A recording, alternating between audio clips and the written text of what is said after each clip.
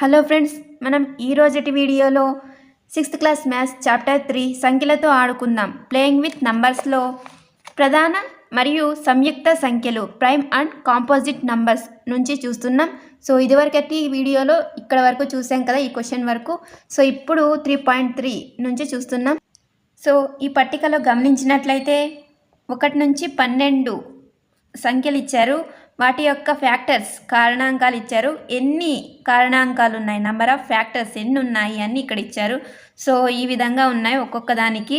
మనం ఇక్కడ కొన్నింటికి గమనించినట్టయితే, అంటే కొన్ని సంఖ్యలకి గమనించినట్లయితే 2 మాత్రమే ఉన్నాయి కారణాంకాలు. సో ఇక్కడ 1కి అయితే మాత్రం ఒకటే ఉంది, ఒకే కారణాంకం ఉంది, అంటే 1కి ఒకటే ఒక కారణాంకం. మరి ఇక్కడ 2కి 2 కారణాంకాలు ఉన్నాయి, అంటే 1 మరియు 2, ఈ 2 కూడా 2 యొక్క కారణాంకాలు. సో ఈ విధంగా మీరు గమనించినట్లయితే కొన్నింటికి మాత్రమే 2 అనేది కామన్గా ఉంది ఫ్యాక్టర్స్ యొక్క నంబర్. 2, 3, 5, అలాగే 7, నెక్స్ట్ ఇక్కడ 11, నెక్స్ట్ ఇంకా మనం ఇక్కడ తీసుకున్నట్లయితే 13కి కూడా 2 కారణాంకాలు మాత్రమే ఉంటాయి. సో ఈ విధంగా 2 కారణాంకాలు మాత్రమే ఉన్న సంఖ్యలనే ప్రధాన సంఖ్యలు అంటాం. సో 2 కారణాంకాలు అంటున్నాం కదా, ఆ 2 కారణాంకాలు ఏవేవి అంటే, సో ఇక్కడ 2ని గమనించినట్లయితే 2కి 1 అనేది ఒక కారణాంకం, అలాగే 2 అనేది ఒక కారణాంకం. ఈ విధంగా 1 మరియు అదే సంఖ్య కారణాంకాలుగా కలిగిన సంఖ్యలనే ఏమంటాం, ప్రధాన సంఖ్యలు అని అంటాం. ఈ సంఖ్యల్ని ప్రధాన సంఖ్యలు అని అంటాం, prime numbers. Okay, so the number which have 2 factors, exactly 2 factors, 1 and the number it self, అంటే దానికదే ఒక కారణాంకం, అలాగే 1 అనేది ఒక కారణాంకంగా కలిగిన ఏ సంఖ్యనైనా మనం ప్రధాన సంఖ్యలు అని అంటాం. ఓకే, సో ఇక్కడ 1 కాకుండా ఇతర సంఖ్యలలో 1 మరియు అదే సంఖ్య మాత్రమే కారణాంకాలు కలిగిన సంఖ్యలను ప్రధాన సంఖ్యలు అని అంటామని ఇచ్చారు. సో అదే డెఫినేషన్. నెక్స్ట్, ఇవి కాకుండా మరికొన్ని ప్రధాన సంఖ్యలను రాయడానికి ప్రయత్నించండి అని ఇచ్చారు.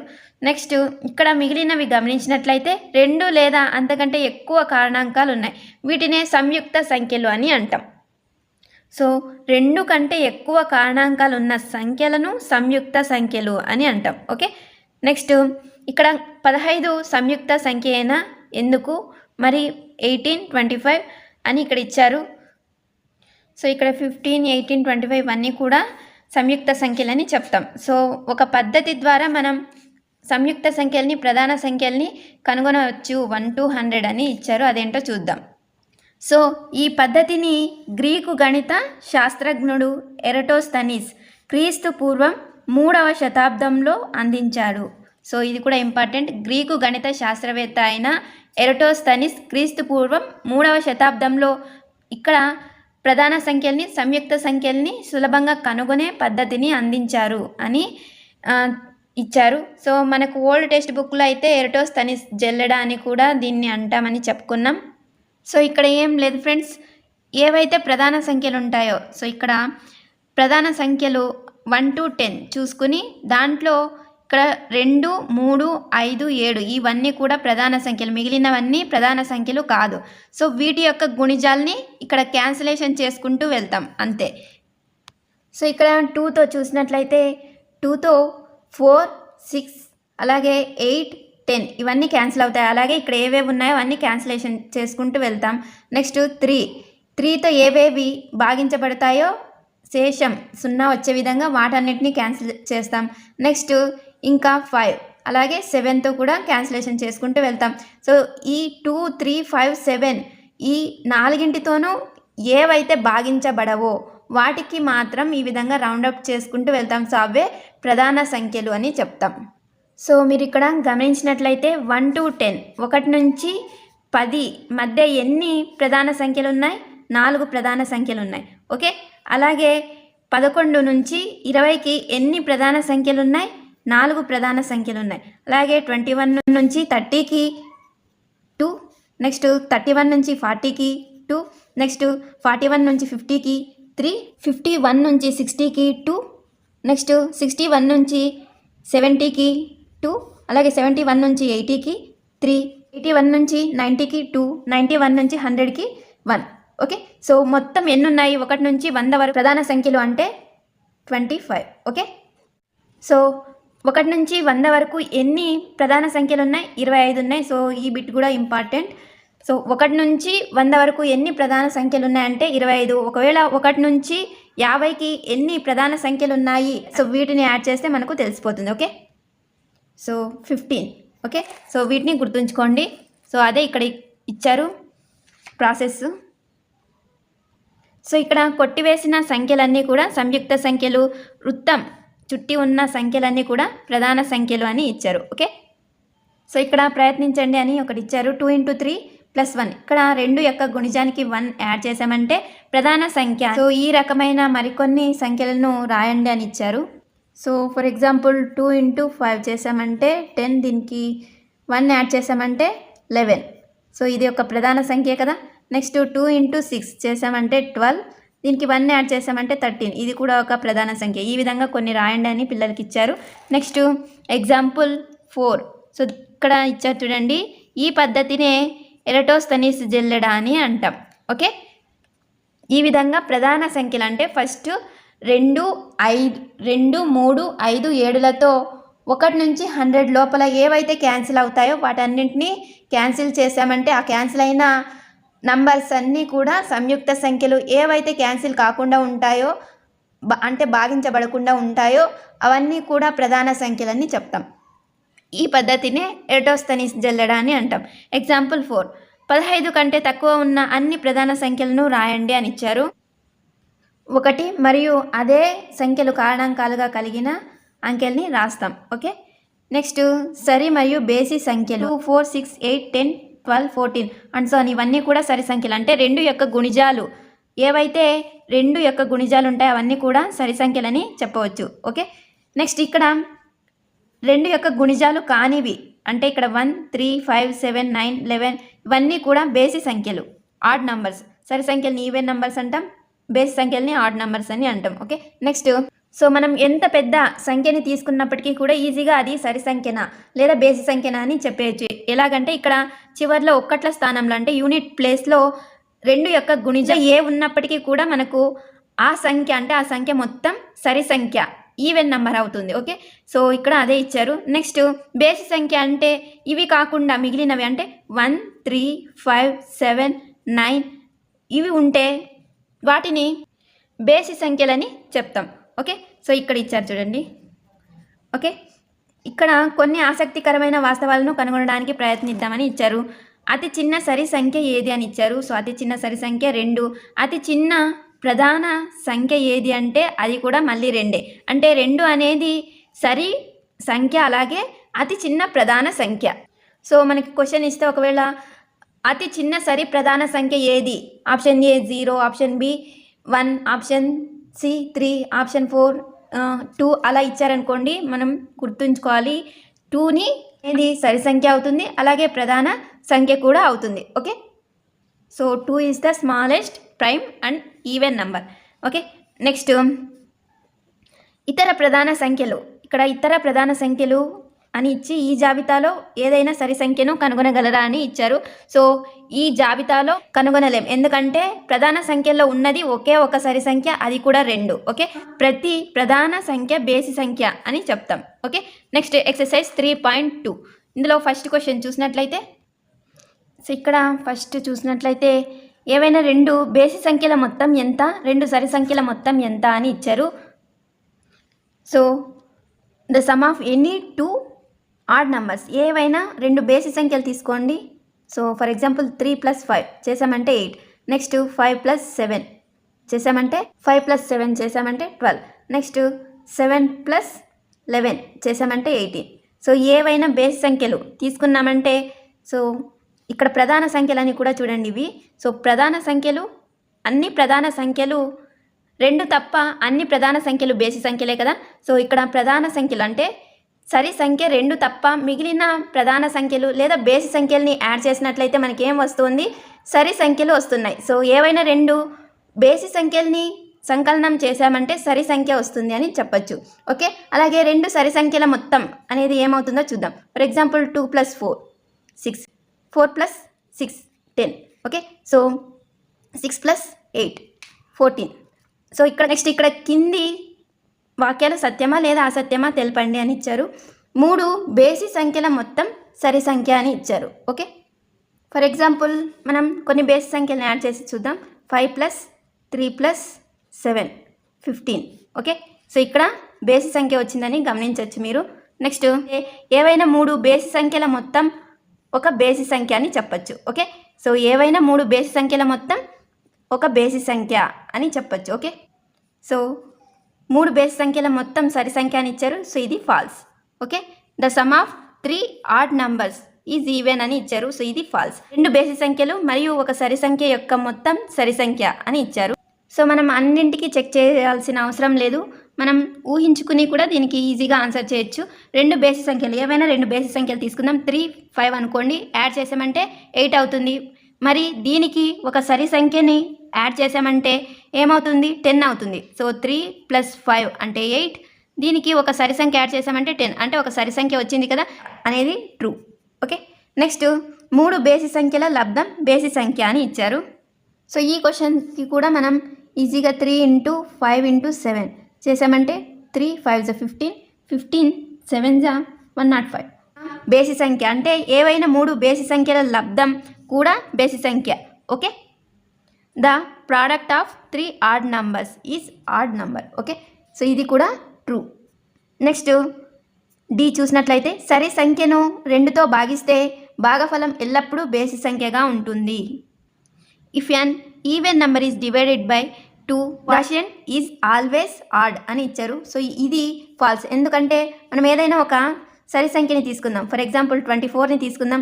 2తో భాగిస్తే మనకు సరి సంఖ్యనే వస్తుంది కదా. సో 12 అనేది సరి సంఖ్యనే కదా, భాగఫలంలో వచ్చిన 12 అనేది. కాబట్టి ఇక్కడ భాగఫలం ఎల్లప్పుడూ కూడా బేసి సంఖ్య అని ఇచ్చారు. సో ఇది falls.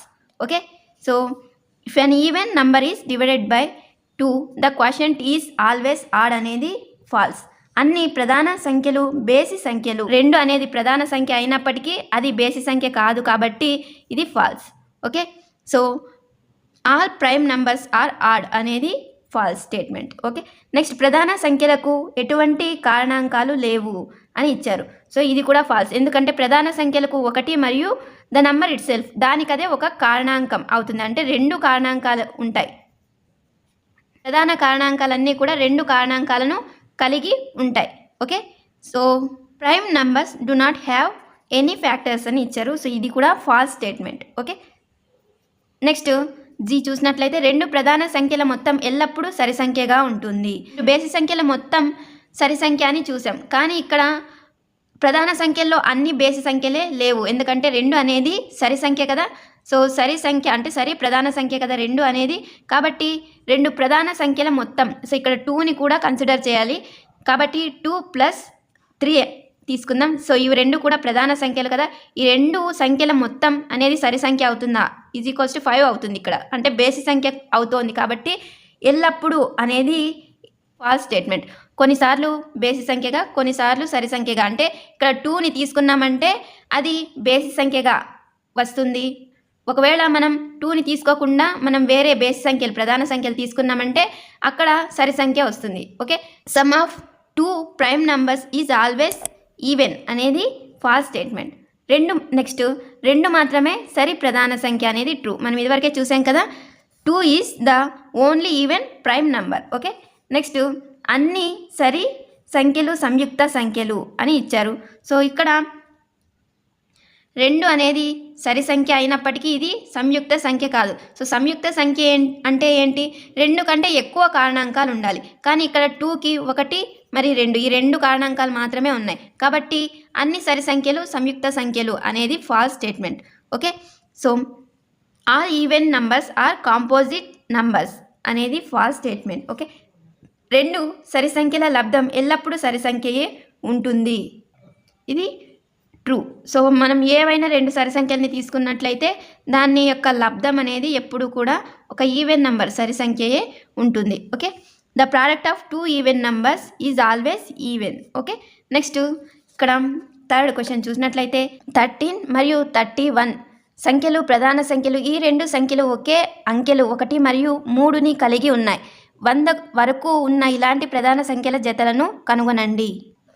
The numbers 13 and 31 are prime numbers. Both these numbers have same digits 1 and 3.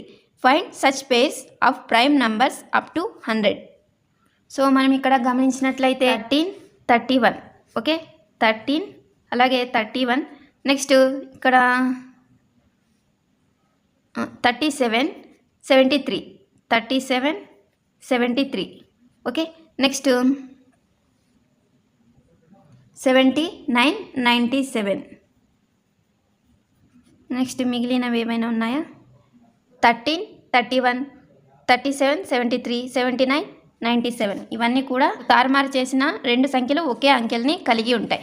Next 20 కంటే తక్కువైన ప్రధాన సంఖ్యలు మరియు సంయుక్త సంఖ్యలను విడిగా రాయండి అని ఇచ్చారు. Right down separately the prime and composite numbers less than 20.